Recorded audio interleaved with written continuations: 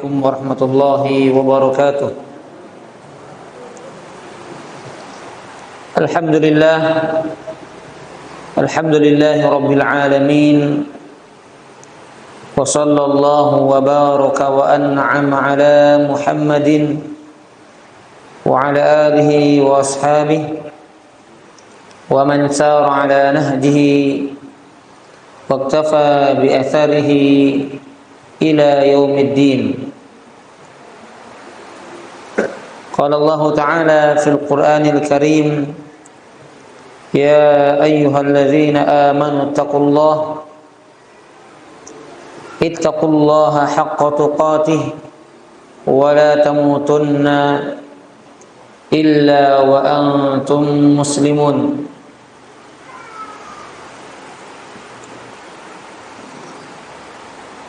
Amma ba'd, ayyuhal ikhwah wal akhwat rahimani wa rahimakumullah.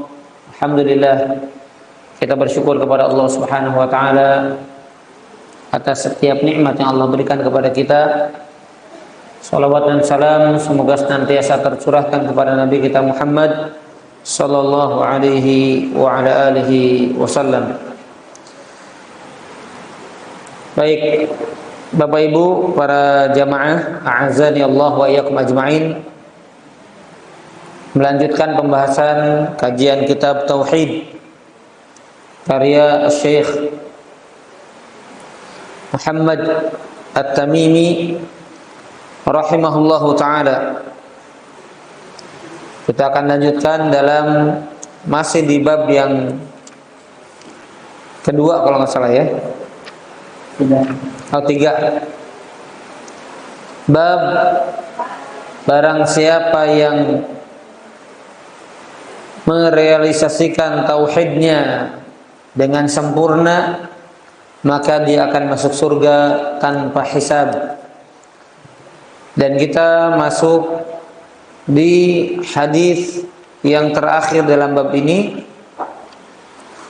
yaitu berkaitan dengan hadis siapa dan apa sifatnya orang yang bisa masuk ke dalam surga tanpa diazab terlebih dahulu dan tanpa dihisab terlebih dahulu. Baik, silakan dibacakan.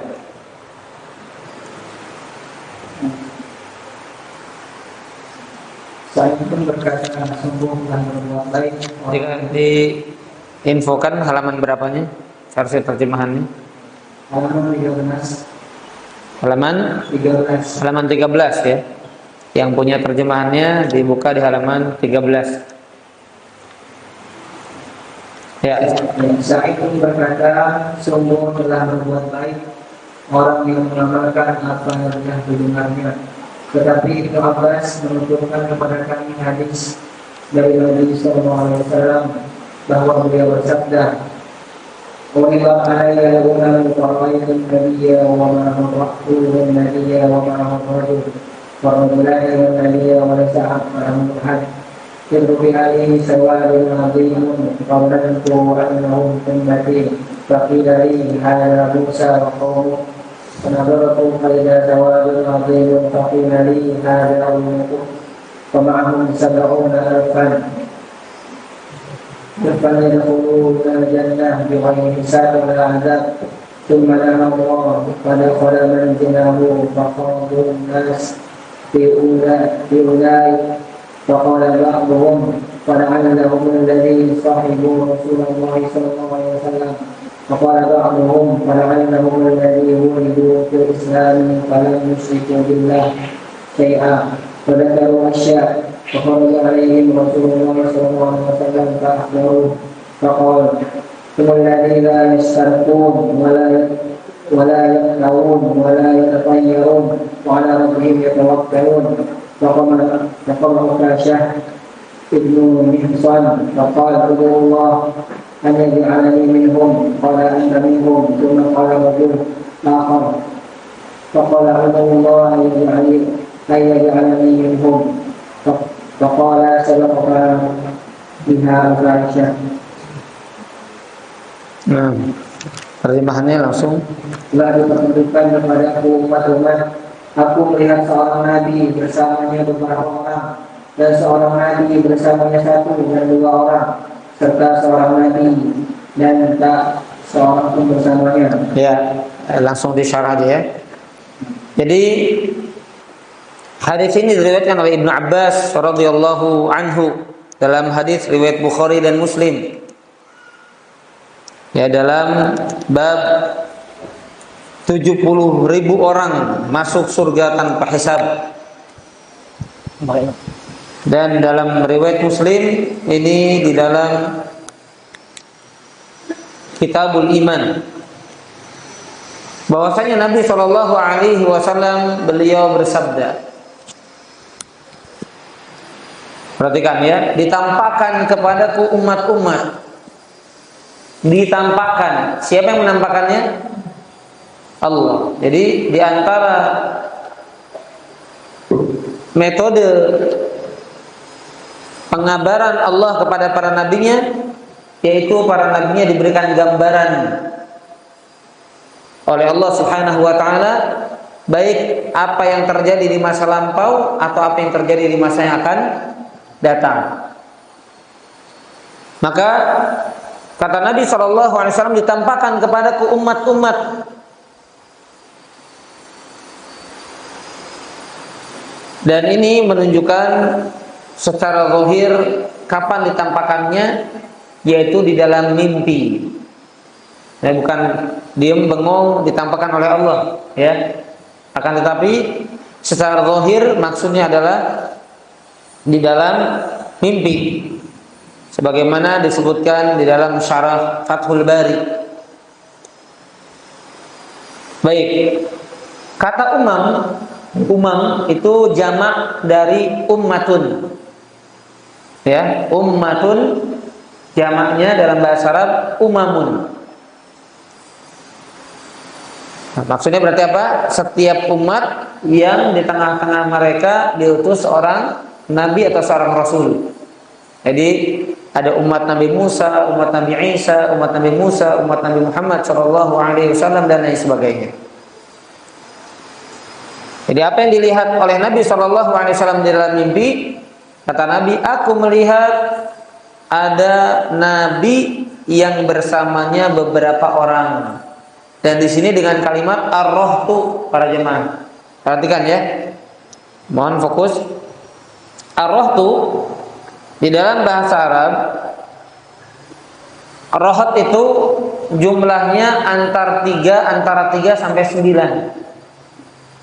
Jadi misalnya saya katakan begini, Pak. Ma'i ar-rohtu. Saya sedang bersama ar-rohtu. Berarti berapa tadi?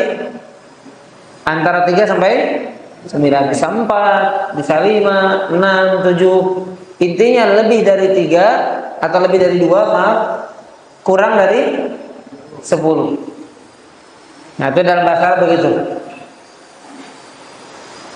Nah, jadi para jemaah, pertama, ini menunjukkan kepada kita ternyata pengikut para nabi itu ada yang sedikit sekali. Ada yang cuma 3 sampai 9 orang saja. Bayangkan Pak, berdakwah tapi yang ikut cuma berapa? 3 sampai 9 saja. Bahkan yang lebih parah daripada itu, kata Nabi SAW, ada nabi yang ikut bersama mereka, yang ikut bersama beliau hanya berapa? Ar-rajul, 1 orang saja atau 2 orang. Jadi Bapak Ibu sekalian, lihat redaksi hadisnya. Wan nabi wa ma'ahu rajul war rajulan. Kalau kata wa itu kan 2. 1 dan 2. Kalau 1 tambah 2 berapa? 3. Tapi yang tepat arti wawu di sini artinya au atau. Jadi 1 atau 2. Jadi bukan 3, bukan. Bisa jadi nabi tersebut cuma 1 atau 2 orang saja. Ya, jadi pilihan antara 1 atau 2 saja. Dan bahkan lebih parah lagi, ada nabi tapi tidak ada seorang pengikut pun, 1 orang pun nggak ada. Jadi dia diutus sebagai seorang nabi tapi nggak ada seorang pun yang mengikutinya. Lalu dalam rangka apa, Pak? Karena nabi itu diutus dalam rangka apa? Saya pernah sampaikan di sini apa di mana? Saya takut tukar. Oh di sana ya, di Cicerem Pak kemarin Pak ya. Perbedaan antara Nabi dan Rasul apa itu? Perbedaan antara Nabi dan Rasul apa Pak kemarin? Kalau Nabi hanya untuk dirinya dan tidak diperintahkan. Ya, jadi Bapak Ibu sekalian, bedanya Nabi dan Rasul, kalau Nabi itu Allah berikan wahyu tapi untuk diamalkan sendiri. Tidak Allah perintahkan untuk disampaikan kepada umat. Lalu ngapain umatnya? Umatnya cuma lihat aja Pak. Oh gini sholatnya, oh gini ibadahnya. Cuma lihat aja. Untuk ditegakkan hujjah. Sehingga nanti orang-orang nggak bisa alasan. Oh saya nggak tahu cara ibadah gimana. Kan ada Nabi bisa dilihat, bisa dicontoh. Tapi Nabi tersebut tidak diperintahkan untuk apa? Menyampaikan kepada umat. Itu Nabi. Kalau Rasul diberikan wahyu dan diperintahkan untuk menyampaikan kepada umat. Itu tugasnya lebih daripada Nabi. Nah sekarang makanya para jamaah, sekarang nggak ada Nabi, nggak ada Rasul Pak. Tapi ada pewaris Nabi, para ulama, para pendakwah. Di mana umat nanti nggak bisa lagi beralasan kepada Allah, ya Allah, kan Nabi di zaman saya udah meninggal, nggak ada yang bisa saya contoh, nggak ada yang bisa saya lihat. Tapi Rasul mengatakan al-ulama warasatul anbiya. Ulama itu pewaris para nabi. Jadi umat bisa melihat para ulama sekalipun tidak melihat nabi. Ya. Nah, nabi ini para jamaah, jadi nggak ada seorang pun yang ikut nabi. Nggak ada seorang pun. Allah sudah utus dia sebagai seorang nabi untuk dilihat, untuk dicontoh, untuk diteladani. Tapi nggak ada seorang pun yang ikut nabi tersebut. Baik, berikutnya halaman 14. Tiba-tiba ditampakkan kepadaku suatu kumpulan orang yang berjumlah banyak. Aku pun mengira bahwa mereka itu adalah umatku, tetapi ya.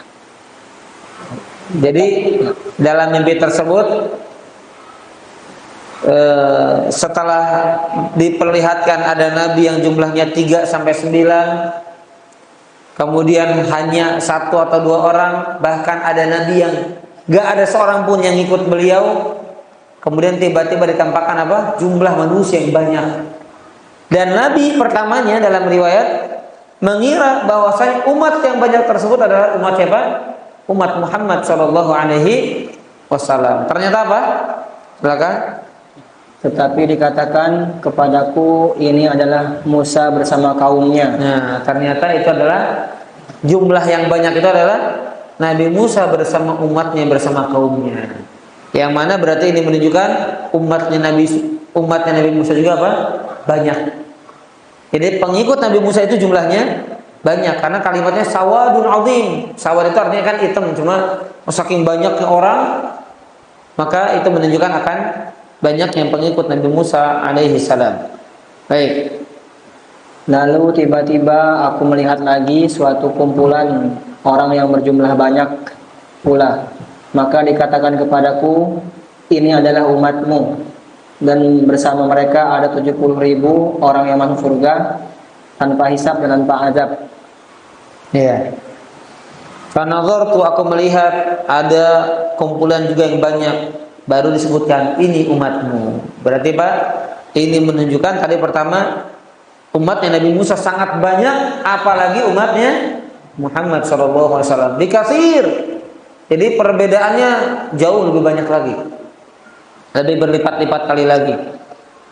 Dan kemudian kata Nabi SAW, wa ma'ahum sab'una alfan, dikatakan kepada Nabi, dari umatmu tersebut ada 70.000 orang yang masuk surga tanpa hisab dan tanpa dilalui azab terlebih dahulu. Baik, terus. Ya. Kemudian bangkitlah beliau dan segera memasuki rumahnya. Maka orang-orang pun memperbincangkan tentang siapakah mereka itu. Ada di antara mereka yang berkata, mungkin saja mereka itu yang menjadi sahabat Rasulullah SAW. Ada lagi yang berkata, mungkin saja mereka itu orang-orang yang dilahirkan dalam lingkungan Islam, sehingga mereka tidak pernah berbuat syirik sedikit pun kepada Allah. Dan mereka menyebutkan lagi beberapa perkara yang lain. Ya. Baik, jadi ini praduga-praduga yang ada pada para sahabat, para jemaah. Jadi para sahabat yang dengar kalimat itu, maka mereka menduga-duga. Pertama mengatakan apa? Oh, ini para sahabat Nabi. Ada yang menduga lain, dugaan lainnya apa? Ini adalah orang-orang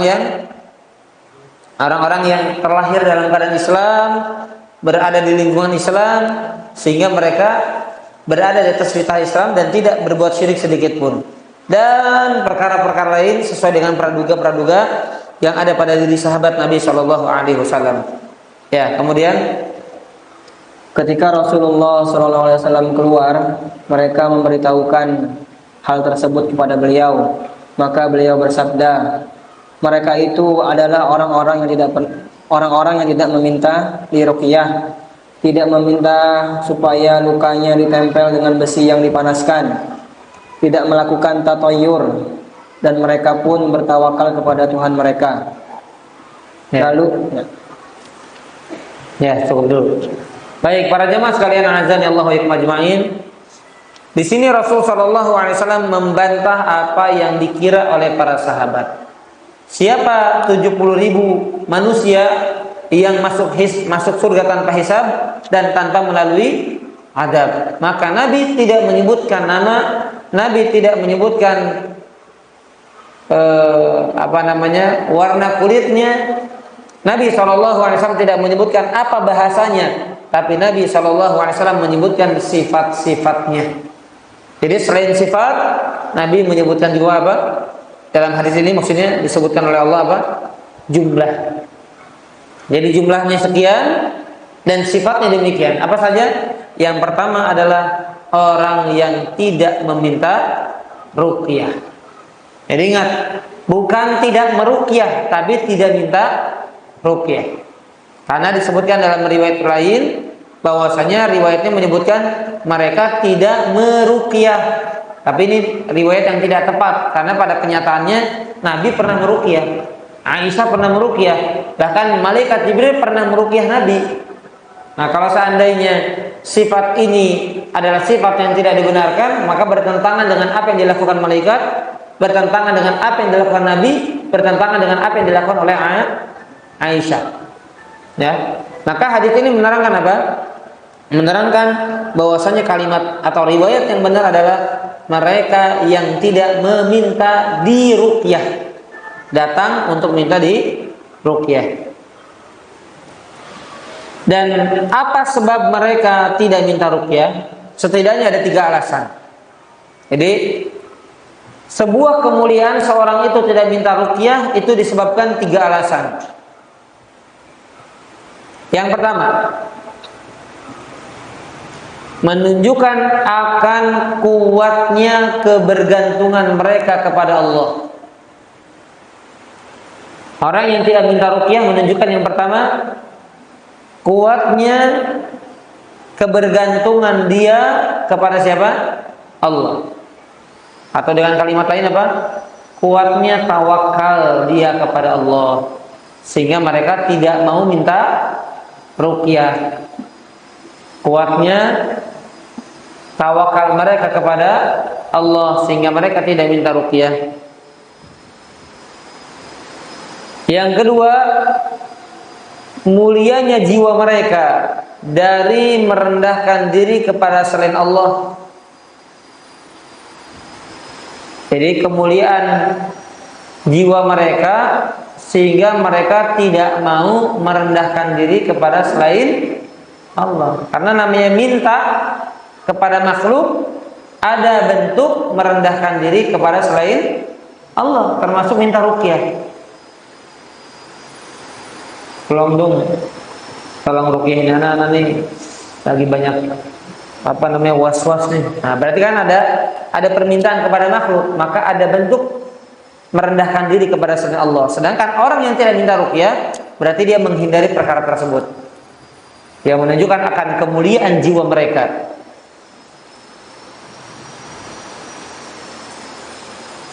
Baik. Kemudian yang ketiga, karena orang yang minta ruqyah itu atau orang yang tidak minta ruqyah itu, kenapa? Karena mereka tidak mau terikat dengan selain Allah. Jadi sedikit pun hati mereka nggak mau terikat kepada selain Allah.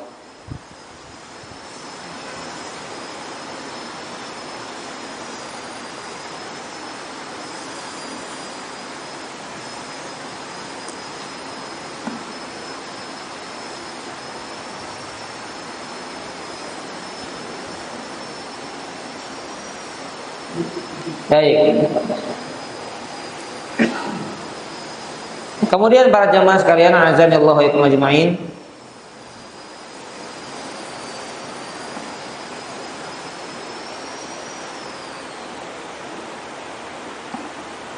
Di sini disebutkan,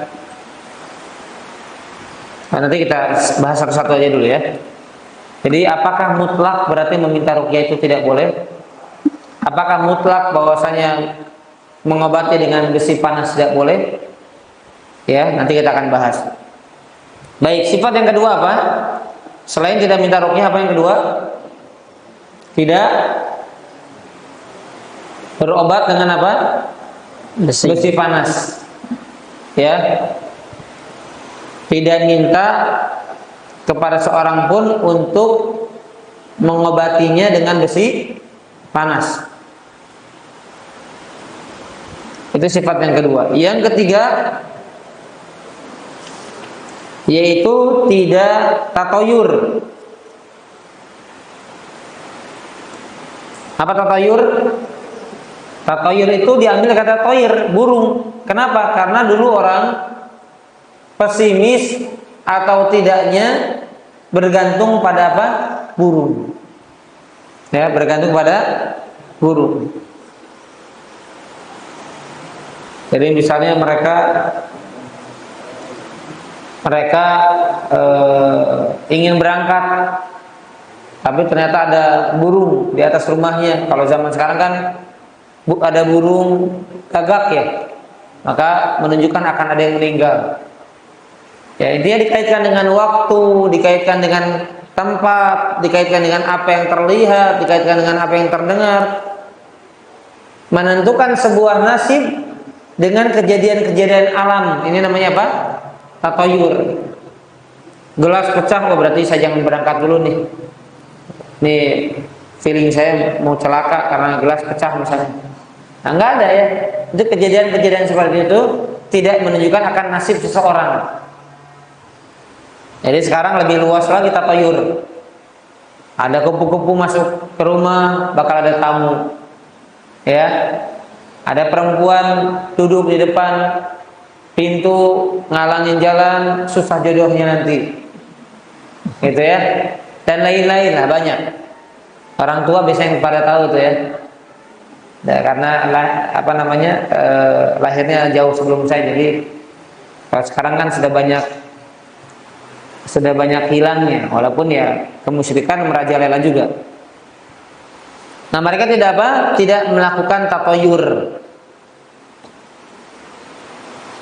Ya. Baik. Kemudian yang terakhir apa? Yang terakhir adalah mereka yang hanya bertawakal kepada Allah. Wa 'ala rabbihim yatawakkalun. Mereka hanya bertawakal kepada Allah Subhanahu wa taala. Ini 4 sifat. Coba dihafalkan, Pak. Yang pertama apa? Tidak. Dihafalkan, jangan lihat. Yang pertama tidak minta ruqyah. Yang kedua tidak minta berobat dengan besi panas. Yang ketiga tidak tatoyur. Yang keempat hanya bertawakal kepada Allah Subhanahu wa taala. Sekali lagi ya, jangan lihat. Yang ngintip dosa. Yang ngintip saya doain dosa. Jangan lihat. Jangan ngintip. Dosa beneran nih Pak, amanah. Mendingan nggak bisa. Saya bilang kan ngintip dosa. Kalau nggak bisa nggak apa-apa.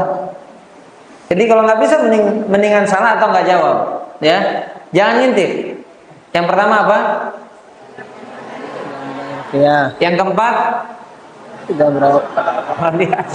diacak ya. Ya, ulangi 1, 2, 3, 4. Satu apa? Tidak minta ruqyah. Yang kedua, tidak minta berobat dengan besi panas. Yang ketiga, tidak Tatoyur. tatoyur. Yang keempat, hanya bertawakal kepada Allah. Baik, terakhir pertanyaannya, apa yang dimaksud dengan tatoyur tadi? Ya, mengaitkan sesuatu dengan kejadian alam atau dengan kejadian-kejadian lain yang nggak ada kaitannya. Maka orang yang tatayur para jemaah berarti dia mengaitkan sesuatu kepada selain Allah, mengaitkan nasibnya kepada selain Allah, mengaitkan takdir masa depan kepada selain Allah, kepada burung lah, kepada pintu lah, kepada gelas. Apa hubungannya takdir dengan semua itu? Ya, atau misalnya kepada suara-suara aneh lah, maka ini tidak ada kaitannya. Berarti orang yang meninggalkan tatayur itu juga menunjukkan akan apa? Kebergantungan hatinya hanya kepada Allah, Pak. Kenapa mereka nggak mikir apa-apa, nggak takut apa-apa, kecuali apa yang Allah takdirkan. Itu tatayur ya, ingat bahasanya. Baik, perhatikan pembahasan dari Syekh Utsaimin. Bapak Ibu sekalian, azani Allah wa iyyakum ajma'in. 3 sifat yang pertama, tidak minta ruqyah, tidak minta pengobatan dengan besi, dan tidak tatayur. Apakah berarti orang yang minta ruqyah? Perhatikan pertanyaannya. Apakah orang yang minta ruqyah, orang yang berobat dengan besi panas, dan orang yang tatayur ini tercela atau tidak? Perhatikan, kita bahas satu-satu.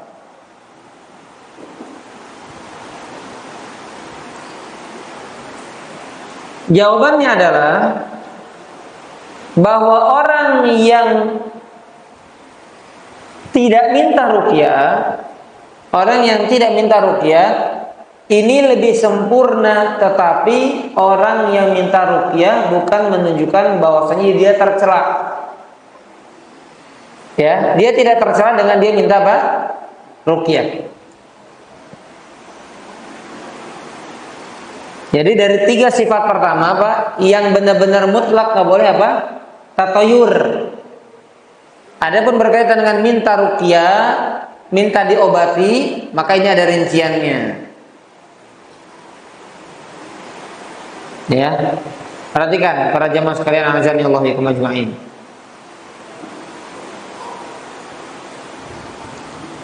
Syekh Utsaimin rahimahullahu taala berkata, sama seperti halnya minta diobati, Pak. Berobat. Bapak Ibu datang ke dokter berarti apa, Pak? Berobat. Minta diobati. Berarti ada kebergantungan dia nggak kepada dokter? Mau nggak mau ada kan? Ya. Nah, maka wa idza talaba minka insan an yarqiq fa hal yafutuka kamal idza lam tamna'hu. Nah, ini pertanyaannya, apabila ada orang yang minta ruqyah kepadamu, apakah hilang kesempurnaan darimu atau tidak? Maka kalau kita yang meruqyah, maka tidak masalah. Tapi kalau kita minta ruqyah, nah hilang kesempurnaannya walaupun tidak tercela secara sempurna. Yang tercela adalah satu tadi, orang yang melakukan tatayur, karena tatayur termasuk syirik. Nanti ada pembahasannya bahwasanya at-tiyaratu syirkun. Ya, orang yang mengaitkan sesuatu dengan kejadian-kejadian itu termasuk perbuatan syirik. Nah, tetapi kalau orang minta ruqyah, orang minta obat, karena memang minta ruqyah ada kebergantungan dia kepada selain Allah. Kemudian dengan besi panas apa? Dia menyakiti kulitnya, menyakiti dirinya. Berarti nggak sempurna dia, Pak. Beda dengan orang yang benar-benar nggak minta ruqyah, benar-benar nggak minta diobati dengan besi panas, maka dia lebih sempurna dia. Ya, maka dia lebih sempurna. Ya, karena Nabi SAW juga pernah diruqyah, tapi Nabi tidak minta ruqyah. Ya, pernah Nabi diruqyah oleh Aisyah radhiyallahu anha. Baik. Jadi 4 sifat ini adalah 4 sifat yang dimiliki oleh orang-orang yang tadi dikatakan Nabi SAW masuk surga tanpa hisab dan tanpa azab. Berapa jumlahnya? 70.000 orang. Berapa?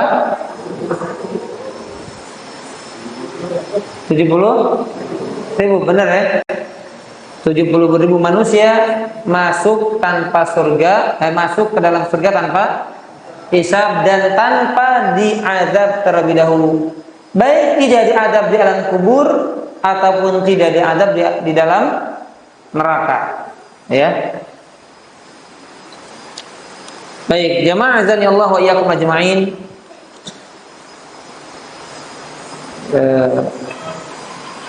Tadi kami katakan ya para jamaah berkaitan dengan minta diruqyah. Memang yang paling sempurna orang tidak minta diruqyah. Tapi kalau ada orang peduli dengan kita, jangan kita lah. Misalnya ada orang kena gangguan nih Pak ya. Nah ini ada orang kena gangguan nih. Dan kita tahu orang ini kena was-was, kena gangguan syaitan. Maka kita yang minta bukan untuk diri kita, tapi kita minta untuk orang ini siapapun, baik kerabat atau keluarga atau teman atau tetangga misalnya. Kita tahu dia kena gangguan dan kita datang kepada orang lain memintakan ruqyah untuk orang tersebut, maka tidak termasuk tercela. Karena mintanya bukan untuk diri kita, melainkan untuk orang lain. Dan dia pun tidak masuk dalam golongan yang tercela. Karena yang minta bukan dia sendiri. Yang minta siapa? Orang lain. Paham ya? Jadi bentuk kepedulian kita kepada dia, kita datang, Ustaz, bisa ruqyah enggak? Ada orang yang butuh diruqyah. Nah, kita minta ruqyah tapi bukan untuk diri sendiri, untuk orang lain, maka tidak masalah. Yang tadi dikatakan Nabi sifatnya adalah mereka yang tidak minta ruqyah adalah yang kurang sempurna adalah dia sendiri yang minta ruqyah untuk dirinya sendiri. Paham ya? Nah, itu jenis yang tidak minta ruqyah maksudnya demikian. Wallahu a'lam bishawab. Baik, silakan lanjutkan. Lalu berdirilah Ukasyah bin Mihsan dan berkata, mohonkanlah kepada Allah agar aku termasuk golongan mereka. Beliau menjawab, kamu termasuk golongan mereka. Kemudian berdirilah seorang yang lain dan berkata, mohonkanlah kepada Allah agar aku juga termasuk golongan mereka. Beliau menjawab, kamu sudah didahului Ukasyah. Ya. Baik, seorang sahabat yang bernama Ukasyah bin Mihsan ketika mendengar hadis ini maka berkata kepada Nabi SAW, wahai Rasulullah, berdoalah kepada Allah agar aku termasuk golongan mereka. Maka kata Nabi apa? Anta minhum, kamu termasuk golongan mereka. Nah di sini para jemaah disebutkan dalam musyarah bahwasanya kalimat ini yang dikatakan Nabi SAW bukan menunjukkan akan kepastian, tetapi menunjukkan doa Nabi. Ketika Ukasyah berkata, wahai Nabi, doakan aku termasuk golongan mereka yang masuk surga tanpa hisab dan tanpa azab. Maka kata Nabi, ya kamu termasuk golongan mereka. Maksudnya apa? Nabi mendoakan semoga kamu termasuk golongan mereka. Ya, jadi kalimatnya apa? Bukan kabar tapi apa? Doa. Ya, semoga kamu termasuk golongan mereka yang masuk surga tanpa hisab. Ya. Baik. Kemudian berdiri orang lain, ada orang lain yang berdiri. Sama minta seperti sebagaimana permintaan Ukasyah. Wahai Nabi, doakan aku juga agar termasuk golongan mereka. Tapi Nabi tidak mendoakan. Nabi tidak mengiyakan dan tidak mendoakan. Tapi Nabi hanya mengabarkan saja, kamu sudah didahului doanya, permintaannya oleh siapa? mukasyar. Kenapa demikian? Karena para ulama ada dua kemungkinan. Kemungkinan yang pertama, Nabi tahu yang berkata tersebut adalah orang munafik. Karena orang munafik dulu ya nyamar kayak sahabat, Pak. Ikut sholat, ikut perang, begitu, Pak. Masuk dalam golongan apa? Sahabat. Tapi Nabi sudah Allah kabarkan bahwasanya dia punya hati yang munafik. Walaupun dia kumpul-kumpulnya dengan para sahabat yang lain, Pak. Makanya ada seorang sahabat bertanya, "Wahai Nabi, engkau dikabarkan oleh Allah, engkau diwahyukan oleh Allah orang-orang munafik, kenapa nggak dibunuh?" Ada yang tahu jawabannya kenapa, Pak? Kan Allah wahyukan kepada Nabi, itu orang-orang tertentu tuh, nama-nama tertentu, itu mereka pura-pura Islam padahal hatinya kafir, munafik dia, Pak. Munafik tulen ini, Pak.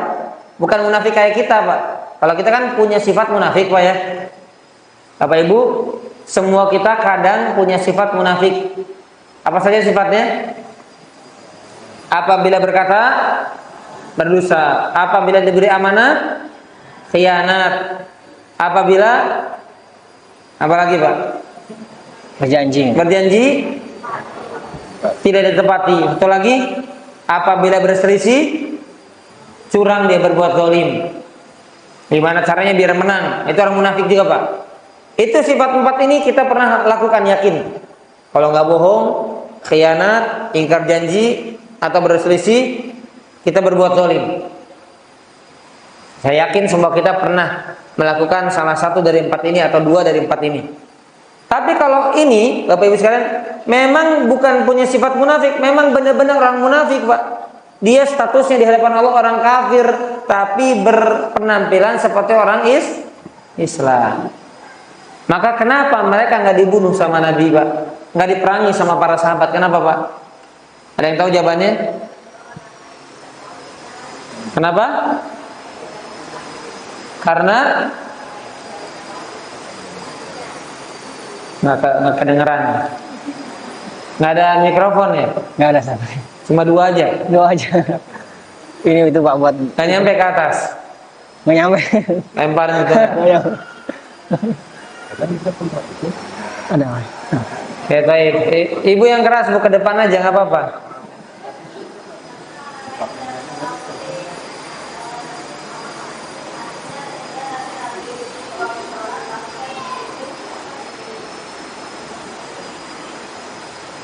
Orang nggak mengetahui sehingga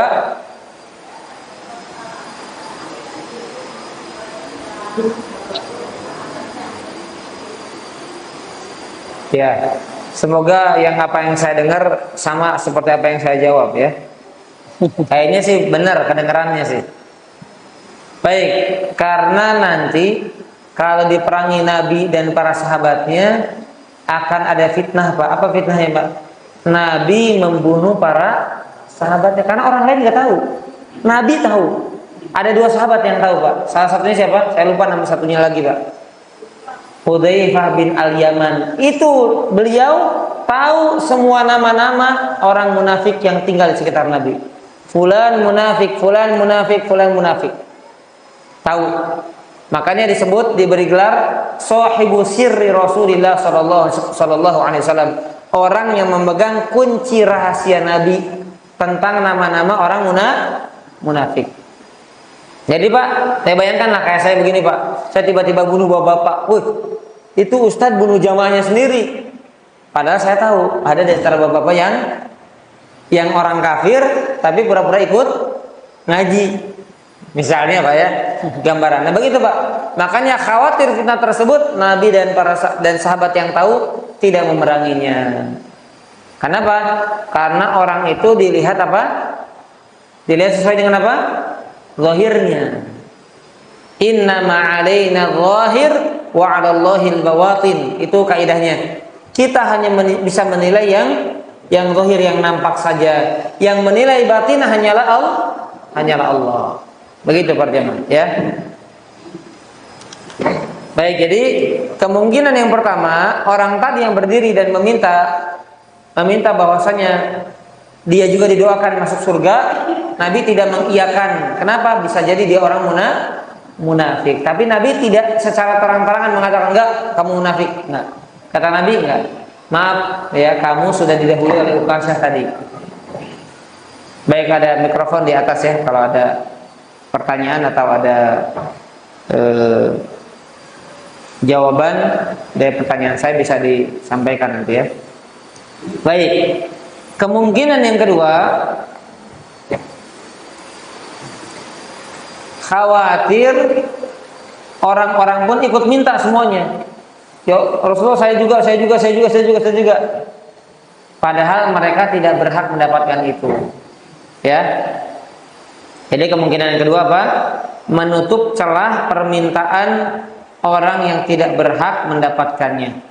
Menutup celah permintaan orang yang tidak berhak mendapatkannya. Sekali lagi, kemungkinan yang kedua adalah menutup celah permintaan orang yang tidak berhak mendapatkannya.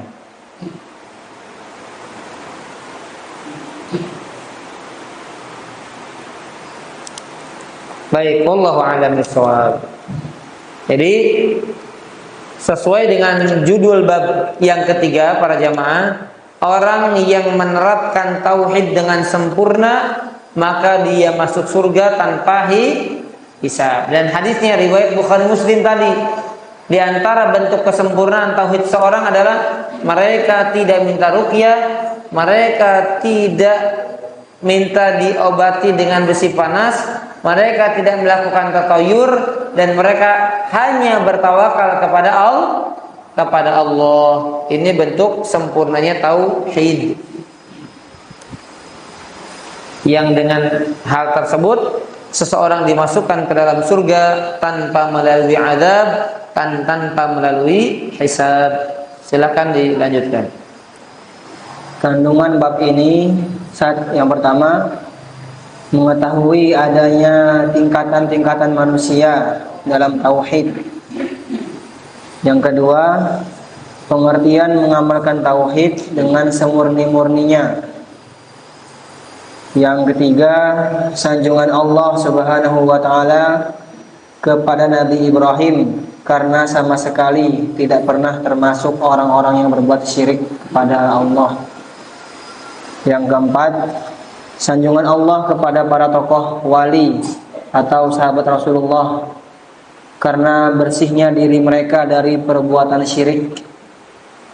Yang kelima, tidak meminta ruqyah, tidak meminta supaya lukanya ditempel dengan besi yang dipanaskan, dan tidak melakukan tatayur adalah termasuk pengamalan tauhid yang murni. Yang keenam, bahwa tawakal kepada Allah adalah sifat yang mendasari sikap tersebut. Yang ketujuh, dalamnya ilmu para sahabat karena mereka mengetahui bahwa orang-orang yang dinyatakan dalam hadis tersebut tidak dapat mencapai derajat dan kedudukan yang demikian itu kecuali dengan amal. Yang kedelapan, gairah dan semangat para sahabat untuk berlomba-lomba dalam mengerjakan amal kebaikan. Yang kesembilan, keistimewaan umat Islam dengan kuantitas dan kualitas. Yang kesepuluh, keutamaan pengikut Nabi Isa. Ya, sebentar. Yang kesembilan, lihat keutamaan umat Islam secara kuantitas dan kualitas, ya. Jadi kuantitasnya banyak, ya. Secara kuantitas umat Nabi itu banyak secara kuantitasnya. Kemudian secara kualitas, apa yang menyebabkan umat Islam ini unggul? Karena di antara mereka ada golongan yang memiliki sifat yang 4 tadi, sehingga mereka masuk surga tanpa hisab. Jadi dari sekian banyak umat Nabi, ada 70.000 orang yang memiliki 4 sifat yang menyebabkan mereka masuk surga tanpa hisab dan tanpa dilalui oleh adab. Baik, kemudian yang ke-10, keutamaan pengikut Nabi Musa. Yang ke-11, umat-umat telah ditampakkan kepada Rasulullah SAW. Ya, yang ke-11 ini menunjukkan bahwasanya ketika Nabi ditampakkan umat kepada beliau itu ada 2 faidah. Ada 2 faidah bagi beliau. Yang pertama sebagai hiburan kepada Nabi Shallallahu Alaihi Wasallam. Sebagai hiburan. Kenapa Pak? Ya sama seperti saya juga kadang begitu Pak. Walaupun saya bukan Nabi ya, nggak diutus jadi Nabi untuk cari umat nggak. Tapi ketika jamaah sepi, jamaah sedikit, saya mengatakan Nabi aja yang diutus Pak, solehnya bagaimana Pak, maksumnya gimana, ada orang yang nggak ikut apalagi saya. Bapak demikian Pak, ketika menyampaikan nasihat, ibu-ibu ketika menyampaikan nasihat, ingatnya begitu, ada Nabi yang nggak diterima sama umatnya, satu orang pun nggak ada yang ikut. Ya kita wajar, kita kan banyak alasannya, bisa jadi cara ngomong yang nggak benar, bisa jadi penyampaiannya kurang pas waktunya, bisa jadi kita banyak dosa, bisa jadi ketika menyampaikan gak ikhlas sehingga nggak tembus ke orang. Ini Nabi udah jelas ikhlas, udah jelas tanpa dosa, udah jelas terbaik dalam menyampaikan, ada saja orang yang sama sekali nggak ikut. Paham Pak ya? Nah, ini lihat, sebagaimana itu hiburan Pak untuk Rasul Shallallahu Alaihi Wasallam ketika berdakwah, ada orang yang menolak, ada orang yang terima, ada orang yang bahkan memerangi, ada yang bahkan melukai. Ini hiburan. Wahai Nabi, tenang saja. Dulu aja ada Nabi yang nggak ikut. Sekarang umatmu paling banyak. Paham ya? Jadi faedahnya untuk apa? Untuk hiburan bagi Nabi Shallallahu Alaihi Wasallam. Yang kedua faedahnya, ditampakkan umat untuk menunjukkan apa?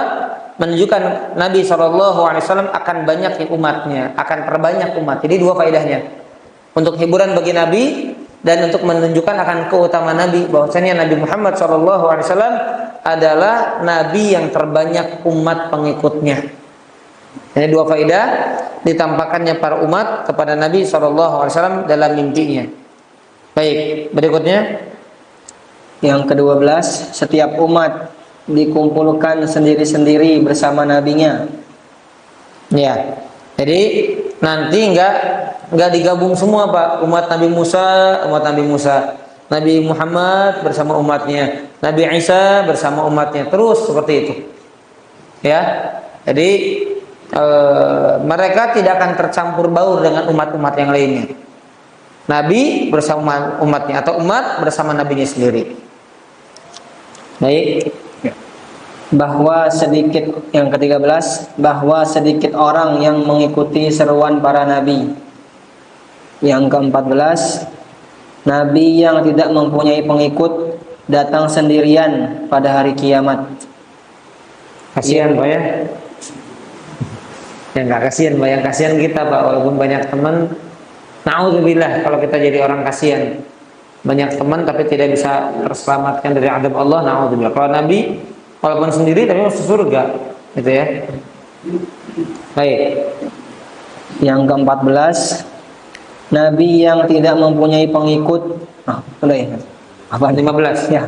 15. Buah dari pengetahuan ini adalah tidak silau dengan jumlah yang banyak dan tidak merasa kecil hati dengan jumlah yang sedikit. Nah, ini Pak, Bapak Ibu perhatikan. Ini faedah penting. Kebenaran itu akan selalu menang dan di atas. Tapi ingat, bukan berarti jumlahnya harus banyak. Jadi para jemaah sekalian, jangan terpedaya ketika maaf ya, Ustaz, tapi kan jumlah mereka banyak, berarti jangan-jangan mereka benar. Enggak Pak. Nabi aja nggak ada pengikutnya, tapi benar nggak Pak? Benar. Nah jumlah umatnya banyak, tapi Nabi sendiri, bukan Nabi Muhammad ya, ada Nabi yang sendiri. Berarti menunjukkan bahwasanya yang benar itu nggak mesti diikuti oleh orang banyak, dan yang banyak itu nggak mesti benar, dan bahkan bisa jadi yang salah itu jumlahnya banyak. Jadi jangan terpedaya, Ustaz, organisasi ini jumlah pengikutnya banyak, berarti mereka yang benar. Karena kalau nggak benar nggak mungkin banyak pengikutnya. Jangan terpedaya, ya. Karena benar atau tidaknya golongan pemahaman tidak dipandang dari apa? Kuantitas jumlah, tidak sama sekali. Apa dalilnya? Surat Al-An'am 116. Ini Pak. Catat dalil ini Pak, surat Al-An'am 116. Jadi jangan begini Bapak Ibu, itu pengajian Ustaz itu merame, tapi pengajian ini dikit. Saya pernah soalnya begini Pak, maaf ya Pak ya, saya cerita dulu. Tadi dalilnya surat Al-An'am 116. Saya pernah setelah pengajian saya makan-makan, maka saya memperingatkan jamaah dari seorang da'i. Ya, bagaimana da'i ini sebetulnya dari kelompoknya sendiri seorang da'i ini sering diperingatkan oleh kelompoknya sendiri, Pak. Kenapa? Karena dakwah di depan para pelacur yang telanjang, tapi dakwah dia nggak bisa lihat, bisa ini, Pak ya. Dan ditampilkan kalau kita Pak, boleh nggak kita dakwahi orang yang telanjang, orang nggak pakai, boleh nggak Pak? Boleh, tapi kalau sengaja masuk gereja, sengaja masuk ini, ya itu tidak dibenarkan. Bahkan beberapa waktu lalu dia bercanda masalah apa? Masalah bayaran bagi PSK. Dia bilang nih, Ustadz ngaji dibayar sekian, masa kalah sama PSK yang sejamnya disebut Pak 250.000, masa Ustadz yang ngajarin? Nah gitu Pak. Jadi dijadikan ya mendingan PSK kalau gitu. Ada Ustadz ngomong begitu Pak. Bayangkan. Ya lebih mending PSK 250.000 dibanding jadi guru ngaji nggak nyampe segitu kata sejam. Nauzubillah min dzalik. Ya. Nah Pak, saya katakan ketika itu, Pak, naudzubillah nih kalau presidennya yang menang kan Pak Prabowo ya, semoga Allah Subhanahu wa taala bimbing di atas taufik dan hidayah Allah Subhanahu wa taala. Nanti menteri agamanya bisa jadi dari Ustadz atau Gus Fulan, kata saya naudzubillah min dzalik. Saya bilang, "Loh, emang kenapa naudzubillah Ustadz?" "Ya Pak, lihat aja Pak. Penyimpangannya begini, kalimatnya begini, ini begini." Ya, Ustadz, kalau dia menyimpang nggak bener, nggak mungkin jemaahnya banyak diterima banyak orang. Nah, ini Pak ya. Jadi banyak orang apa? Ketika memahami kebenaran itu melihat apa? Pakai perasaan, melihat jumlah pengikut, jumlah orang yang ikut ngaji. Tidak. Kebenaran itu tidak sama sekali landasannya, patokannya adalah jumlah. Karena Nabi pun, kalau Nabi itu patokannya benar, maka nggak mungkin ada Nabi yang nggak ada pengikutnya. Jelas Bapak Ibu? Itu dalil. Ya, ini dalil riwayat Bukhari Muslim. Ditambah dengan penegasan Al-Quran. Allah mengatakan dalam surat Al-An'am 116, "Wa in tuti' aktsara man fil ardi yudilluka an sabilillah." Kalau kamu mentaati, kalau kamu ikuti kebanyakan manusia, lihat Pak, kebanyakan manusia, jadi jumlah banyak yang diikuti apa? Yudilluka an sabilillah, maka mereka akan menyesatkanmu dari jalan Allah. Justru kalau kita ikut Pak, saya ikut yang banyak aja deh, maka apa? Maka kita akan tersesat dari jalan Allah. Ya, jadi jangan terpedaya dengan jumlah. Ya termasuk Pak, maaf ya, termasuk kita para dai. Jangan bapak-bapak jangan punya pandangan, oh Ustadz ini mah yang hadir pengajian ini banyak, berarti dia lebih benar. Enggak Pak. Berarti dia lebih bertakwa. Enggak mesti. Saya misalnya ini jumlah segini, ada Ustadz yang ikut pengajiannya 2-3 orang, enggak mesti saya lebih benar daripada Ustadz itu. Enggak mesti. Ya, bukan sebagai tolak ukur kebenaran, keikhlasan seseorang. Karena Nabi sudah paling ikhlas, Nabi sudah paling benar. Kenapa? Semuanya dibimbing sama Allah, tapi tak seorang pun yang ikut Nabi tersebut. Jelas Bapak Ibu? Baik, silakan lanjutkan. Yang ke-16, diperbolehkan melakukan ruqyah karena terkena ain dan atau sengatan. Ya, terus yang ke-17, oh ya, ini keringanan ruqyah dari ain dan humah. Tapi hadis ini maksudnya bukan menunjukkan orang itu meruqyah nggak boleh. Tadi yang lebih pas adalah kurang sempurna ketika seorang itu minta di ruqyah. Kalau meruqyah sih boleh-boleh saja. Nabi juga meruqyah, Aisyah meruqyah, Jibril meruqyah. Ya, terus yang ke-17, dalamnya pengertian kaum salaf dapat dipahami dari kata Sa'id bin Jubair, sungguh telah berbuat baik orang yang mengamalkan apa yang telah didengarnya, tetapi dan seterusnya. Demikian jelaslah bahwa hadis pertama tidak bertentangan dengan hadis kedua. Iya. Jadi hadis pertama tidak bertentangan dengan hadis yang kedua. Kenapa? Karena yang kedua itu bicara tentang orang yang minta ruqyah. Kalau yang hadis pertama sebelumnya yang pekan belum kita bahas adalah tidak ada ruqyah dari ain dan huma, ya. Itu sudah kita jelaskan sebelumnya, ya.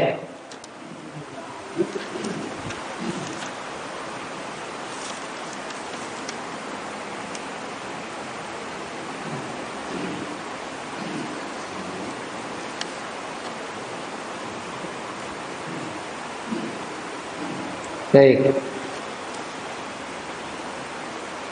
Karena sudah kita jelaskan bahwasanya hadis ini bukan menerangkan larangan tidak ada ruqyah kecuali dari ain dan huma. Ya. Jadi boleh ruqyah. Meruqyah orang yang terkena ain dan terkena huma, sengatan, terkena racun. Yang tidak boleh, yang kedua adalah meminta ruqyah. Baik.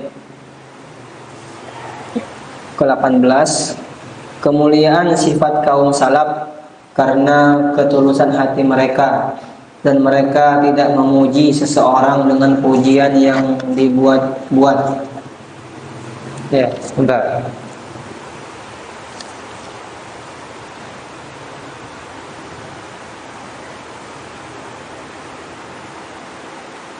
Nah, baik.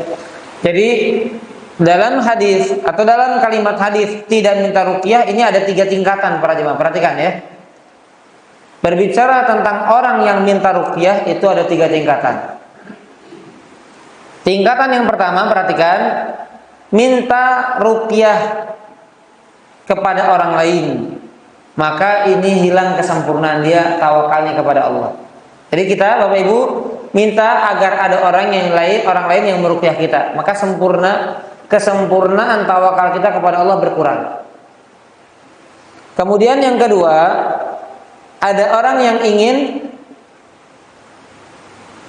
meruqyah kita dan kita tidak melarangnya, maka ini kita tidak ada hubungan kita berkurang kesempurnaan tauhid kita, tidak. Karena ada orang yang berniat meruqyah kita bukan karena permintaan kita, disebabkan bukan karena permintaan kita, maka kita masih sempurna. Yang ketiga, kita melarang orang lain meruqyah kita. Nah, ini justru menyelisih sunnah, Pak. Kalau ada orang yang mau meruqyah kita, kemudian kita nolak, maka justru ini menyelisih sunnah. Karena Nabi pun pernah diruqyah nggak nolak Nabi, baik oleh Jibril ataupun oleh Aisyah radhiyallahu anha. Paham Bapak Ibu? Jadi yang pertama apa tadi? Minta diruqyah. Ini hilang kesempurnaan tauhid. Tidak melarang orang lain meruqyah kita, tetap sempurna tauhidnya. Ya. Cek. Cek. Baik, yang kedua, tidak melarang mencegah orang lain atau tidak mencegah orang lain meruqyah kita, tetap sempurna tauhidnya. Yang ketiga adalah apa? Menolak orang meruqyah kita. Ini justru menyelisihi sunnah. Karena kalau ada orang ingin meruqyah kita, ya nggak perlu ditolak. Nggak ada hubungan dengan tawakal kita kepada Allah. Baik. Jauhnya para salaf dari pujian manusia, apa yang tidak dimiliki oleh mereka. Ya, jadi mereka itu khawatir mendapatkan pujian, padahal pujian tersebut tidak layak, tidak ada pada mereka. Ya, sama kayak kita, Bapak Ibu, maaf. Kita berharap dipuji orang lain, dikatakan orang soleh. Kesalahan itu ada nggak pada kita, Pak? Nggak ada. Tapi kita berharap dipuji oleh orang lain. Oh, ini bapak ini soleh, bapak ini rajin. Padahal kalau tahu hakikat kita, rajin kagak, soleh apa lagi? Anggaplah dikatakan rajin ngaji, yang kelihatan. Yang nggak kelihatannya, malasnya, Pak. Lebih banyak malasnya kita daripada rajinnya, betul nggak, Pak? Maka ketika berharap atau mendapatkan pujian kita rajin, soleh, kemudian kita terpedaya, tertipu dengan itu semuanya, maka ini jauh dari sifat kaum salaf soleh. Karena kaum salaf soleh, mereka bahkan mengatakan tadi malam aku tidak sholat malam. Kenapa? Karena khawatir sebelum dia menjelaskan ada orang memuji ini orang ahli sholat malam, padahal tadi malam dia nggak sholat disebabkan karena sakit. Karena khawatir ada pujian yang terlanjur tersampaikan, padahal pujian tersebut saat itu tidak berhak untuknya. Ya, baik, berikutnya halaman 16 yang ke-19. Sabda Rasulullah SAW, kamu termasuk golongan mereka, adalah salah satu dari tanda-tanda kenabian beliau. Ya. Apa yang menunjukkan bahwasanya ini tanda kenabian Nabi dari ucapan kamu termasuk golongan mereka? Kamu di sini siapa tadi, Bapak Ibu? Ukasyah bin Mihsan tadi, yang didoakan Nabi masuk surga tanpa hisab. Kenapa Nabi mengatakan, ya semoga kamu termasuk golongan mereka? Nah, ini tanda kenabian. Kenapa? Dan benar, ternyata Ukasyah menetap di atas iman dan Islamnya sampai mati. Berarti Nabi berbicara perkara ghaib, yang mana ghaib ini adalah kabar yang disampaikan oleh siapa? Oleh Allah Subhanahu wa taala.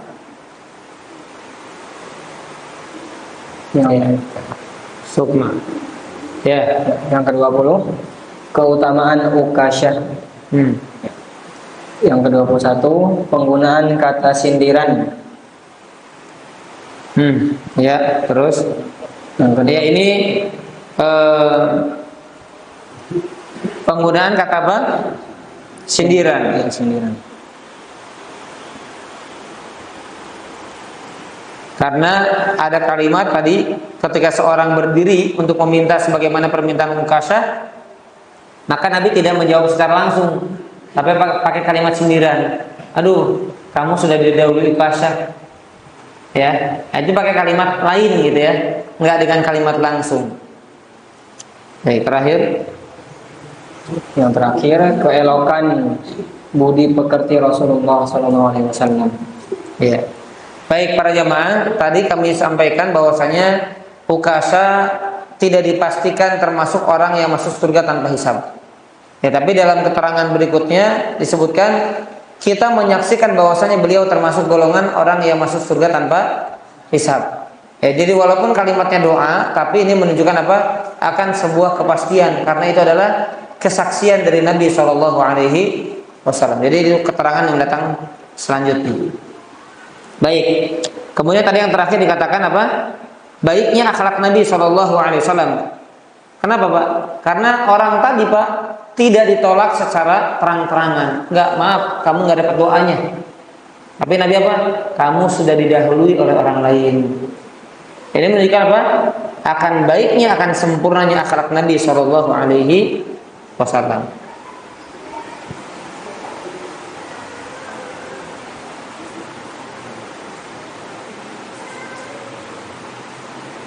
Baik. Kita masuk dalam bab berikutnya, sedikit saja ya.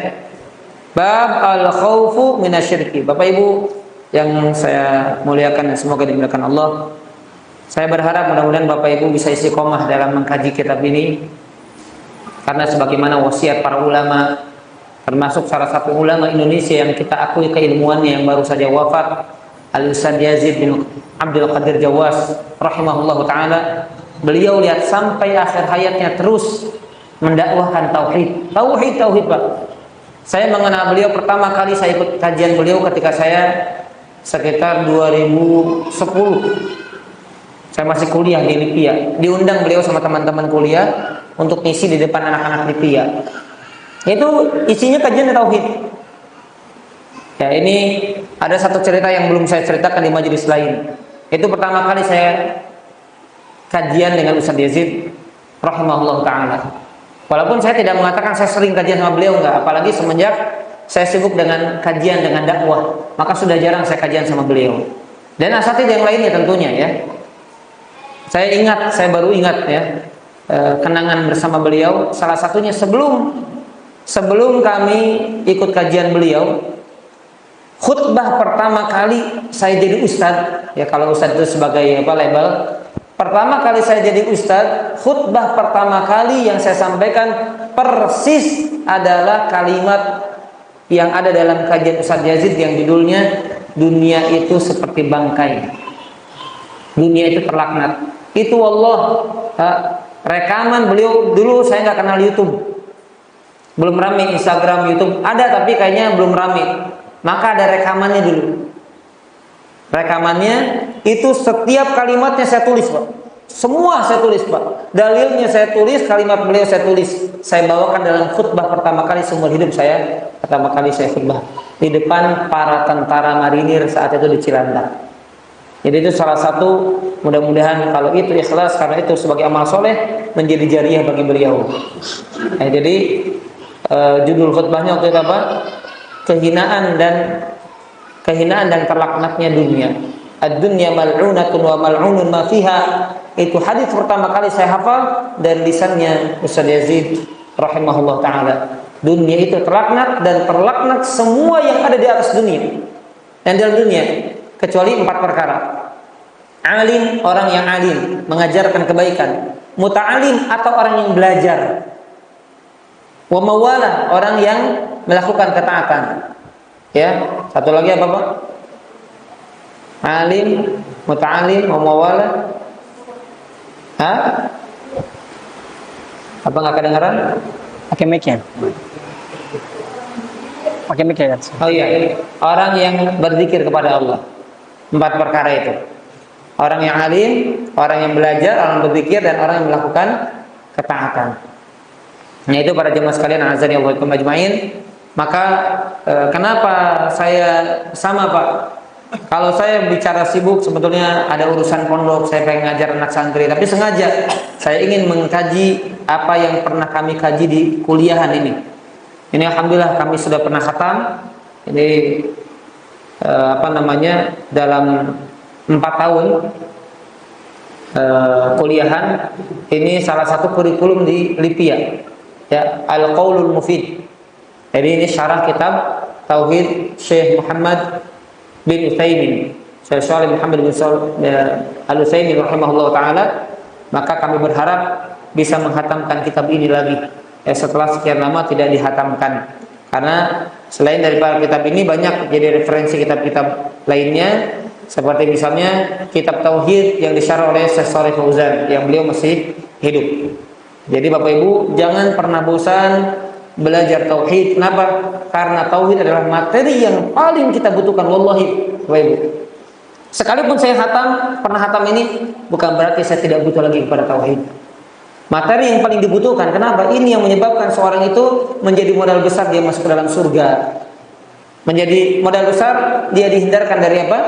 Api neraka. Karena yang paling mengancam kita masuk neraka kesyirikan yang paling utama. Selain daripada maksiat yang lain adalah kesyirikan. Ya, maka kita berharap Allah berikan keistiqomahan untuk senantiasa kita belajar tauhid, mengamalkan tauhid, dan mendakwahkan tauhid kepada orang lain. Allahumma amin ya rabbal alamin. Baik, coba dibacakan awal-awalnya saja, silakan. Halaman 17, bab 4, takut terhadap syirik. Firman Allah Subhanahu wa taala, "Innallaha la yaghfiru an yushraka bihi wa yaghfiru ma duna dzalika liman yasha." Sesungguhnya Allah tidak akan mengampuni dosa syirik, dan Dia mengampuni segala dosa yang selain dari syirik itu bagi siapa yang dikehendakinya. An-Nisa 48 dan 16. Ya, satu lagi dalilnya. Al-Khalil Ibrahim alaihissalam berkata, "Wajnubni wa baniya an na'budal asnam." Dan jauhkanlah aku beserta anak cucuku dari menyembah berhala-berhala. Ibrahim ayat 30. Baik, sedikit saja Bapak Ibu sekalian. Di dalam surat An-Nisa 116, Allah mengatakan sesungguhnya Allah tidak mengampuni dosa apa? Syirik, dan mengampuni dosa selainnya bagi siapa saja yang Allah kehendaki. Syekhul Islam Ibnu Taimiyah rahimahullah taala beliau menjelaskan bahwasanya ayat ini menunjukkan bahwasanya semua jenis syirik nggak diampuni sama Allah, termasuk syirik kecil. Bahkan ada orang mati, Pak, orang mati, dia belum bertobat dari syirik kecil, nggak diampuni dosanya sama Allah. Ya, karena Allah tegas di sini apa? Sesungguhnya Allah tidak mengampuni dosa syirik. Kalau bertobat beda lagi, Pak. Orang bahkan melakukan dosa syirik besar, taubat, minta ampun, diampuni atau tidak? Diampuni sekalipun besar. Sebaliknya, sekalipun kecil dia tidak taubat, mati gak diampuni, Pak. Maka ini bahaya, Pak. Kita sering ria, kita sering sum'ah, kita sering ujub, itu nggak akan diampuni sama Allah kalau kita nggak bertobat. Makanya saya sarankan Bapak Ibu kita, saya pribadi, kita semuanya banyak istighfar pertama. Yang kedua, banyak doa berkaitan dengan istighfar terutama dari kesyirikan. Allahumma inni a'udzubika an usyrika bika wa ana a'lam wa astaghfiruka lima la a'lam. Ya Allah, aku berlindung dari kesyirikan yang aku ketahui dan aku minta ampun dari syirik yang aku nggak sadar. Nah ini Pak, lihat Pak, kita sering berbuat syirik sadar ataupun tidak sadar, maka itu wajib kita minta ampun sama Allah, karena tidak akan diampuni sama Allah dosa syirik. Dan sebagaimana kita sudah sampaikan, syirik kecil termasuk dosa besar, bahkan dosa paling besar syirik termasuk syirik kecil. Ya, bagaimana penjelasan bahwasanya syirik kecil tidak diampuni? Insya Allah nanti di pertemuan yang akan datang. Tolong ingatkan ya, bagaimana penjelasan rinciannya dosa kecil, syirik kecil yang mana dia termasuk dosa besar pun tidak diampuni kalau seorang itu mati membawa dosa syirik kecil sebelum dia bertobat kepada Allah Subhanahu wa taala. Wallahu a'lam bishawab. Baik, silakan kalau ada pertanyaan. Mungkin hanya 5 menit saja. Silakan. Oh, ini ada pertanyaan.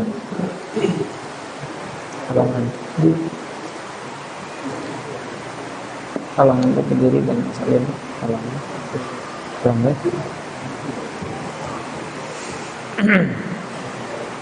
Bagaimana hukum orang tua yang mempersulit anak laki-lakinya untuk menikah? Ini dari jomblo mungkin ya. Si anak sudah menemukan akhwat yang cocok, namun orang tua si anak tidak mau apabila walimah tidak meriah dengan alasan malu dengan tetangga. Apakah si orang tua ikhwan tersebut berdosa? Iya.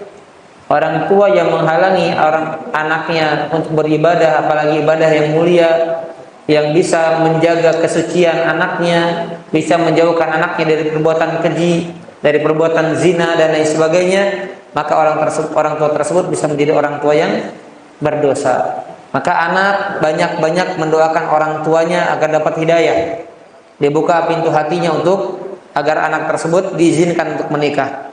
Kalaupun ternyata sulit dan kita sudah, ya dalam tanda kutip maaf, kebelet, ya maaf, ya sudah nggak sanggup lagi menahan, khawatir terjerumus kepada zina, tidak masalah bagi anak laki-laki tanpa restu orang tua, nggak masalah. Kenapa?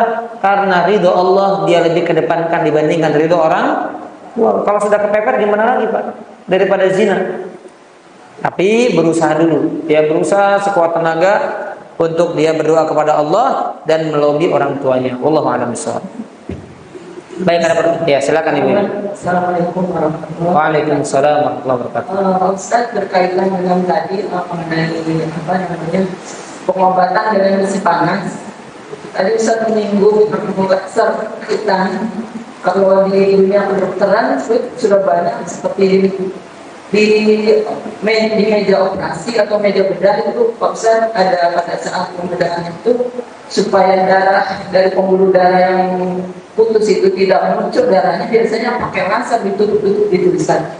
Nah kalau kita sebagai pasien kan kita nggak bisa ya beginikan. Dan biasa itu kan pengobatan itu juga banyak diterima oleh klinik. Gimana tuh Pak Ustaz mengenai hadis yang ini? Oh, laser Ibu ya? Iya, untuk di meja operasi. Kita di bius ya? Di bius. Oh iya. Jadi Allah alamnya beda hukumnya, karena dulu yang dimaksud besi panas itu ya besi panas, dipanaskan, ditempel dalam keadaan sadar. Begitu ya. Jadi beda dengan laser seperti sekarang sunat kan pakai laser juga tuh. Ya, maka tidak termasuk dalam hadis ini, jadi Bu. Tidak termasuk dalam hadis ini insyaallah. Wallahu a'lam bishawab. Baik, ada lagi? Silakan. Waalaikumsalam warahmatullahi wabarakatuh. Ya, coba sebentar. Sebentar, Pak. Coba. Bismillahirrahmanirrahim. Berkaitan dengan hidayah ini hamba terberati pilihan Allah, tapi juga sebagai hamba bisa terpilih dalam hidayah tersebut. Yang saya tanyakan, sebenarnya hidayah itu ada berapa?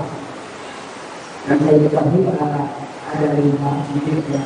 Tidak dihami, awasi, arti, dia dan itu berarti. Waalaikumsalam warahmatullahi wabarakatuh. Kalau sesuai pertanyaan Bapak, kaitan dengan hidayah yang Bapak tanyakan cuma 2. Kalau dengan yang lainnya ada, ya seperti kemarin saya singgung, orang itu dapat hidayah untuk bisa melakukan apa yang bermanfaat untuk dia dan menolak madharat. Seperti Bapak lapar, pengen makan, itu hidayah, Pak. Karena kalau Bapak lapar nggak dikasih hidayah untuk makan, untuk nggak peduli, mati, Pak. Maka manusia dapat hidayah untuk apa? Untuk kemaslahatan hidupnya, untuk menghindarkan diri dari keburukan. Itu hidayah am, hidayah yang sifatnya umum untuk apa? Untuk kebaikan dan keburukan kehidupan. Yang pertama. Nah, berkaitan dengan agama 2. Yang pertama apa? Hidayah irsyad. Hidayah irsyad itu apa? Hidayah petunjuk, dibimbing. Disampaikan Quran, diutus Rasul, didekatkan dengan para duat, para ustadz. Itu hidayah apa? Irsyad. Tapi belum tentu orang yang mendapatkan hidayah irsyad mendapatkan jenis hidayah yang ketiga. Untuk apa?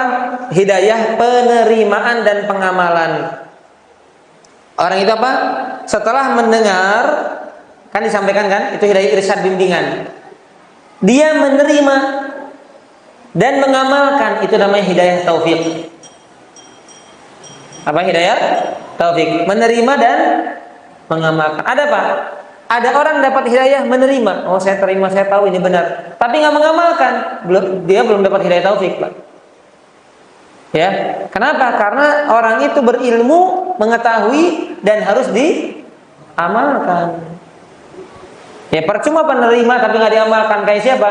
Kayak Abu Thalib, nerima bahwasanya ponakannya adalah Nabi, tapi nggak diamalkan, dapat hidayah, tapi nggak dapat hidayah taufik untuk menerima dan mengamalkan.